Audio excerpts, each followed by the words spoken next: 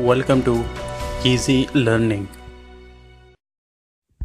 Exercise number 97.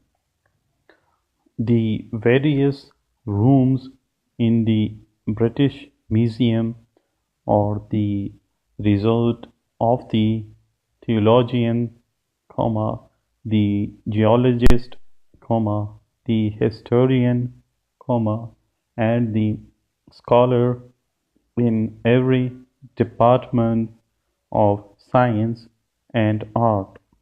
First off, there are to be found relics of the Assyrians, the Babylonians, and other ancient nations long since passed away. Full stop.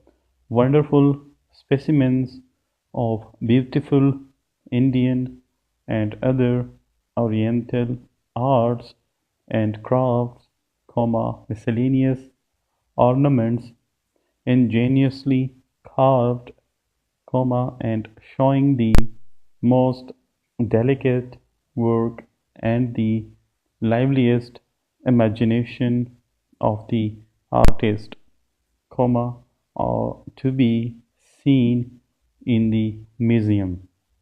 Full stop. No wonder that it exercises a great attraction for the visitor to London. Full stop.